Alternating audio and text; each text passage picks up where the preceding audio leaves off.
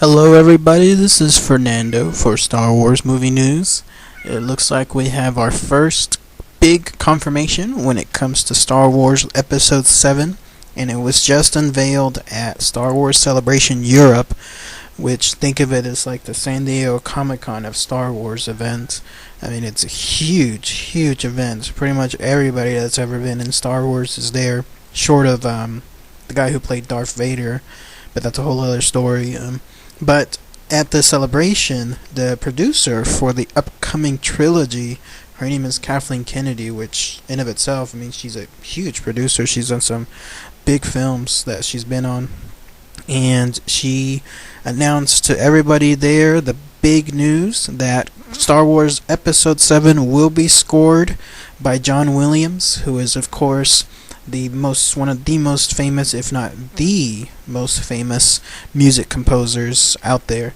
He has done, of course, all the major Star Wars films, short of the ones that have to do with like that Clone Wars release or any of the other miscellaneous items. But even then, it's his music that encompasses pretty much everything having to do with the expanded universe.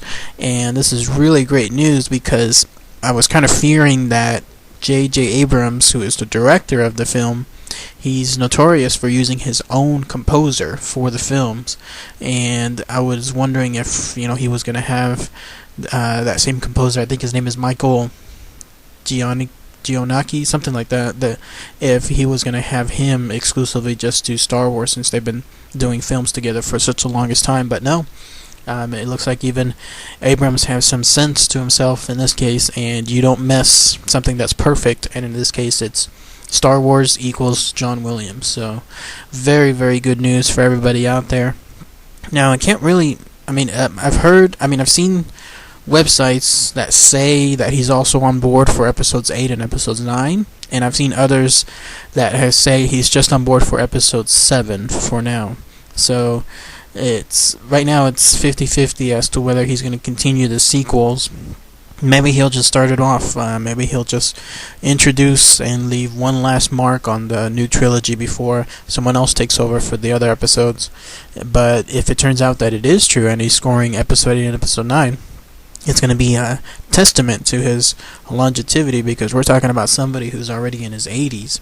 I mean, if there's, let's say, a 3-year gap between each movie, and right now it's 2013, so that means the next one will probably be 2016, the other one will be 2019. So we're talking somebody who's going to reach up to his late 80s still scoring these things. But either way, the man is a god. He knows what he's doing when it comes to his scores. He absolutely is Star Wars, so I'm glad that they all had some sense and signed him on.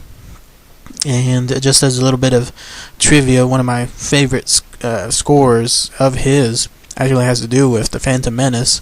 It's something that when I first put it on, I actually purchased, one of the rare times I actually purchased the soundtrack before the movie was released.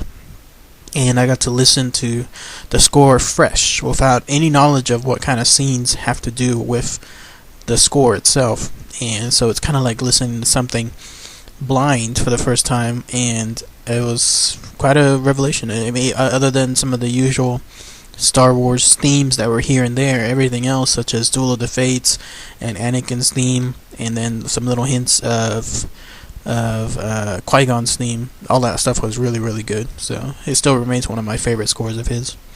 Anyways, just wanted to share that with everybody. I'll provide more news on the Star Wars Episode 7 movie as it comes along. Thank you so much. Take care. Bye.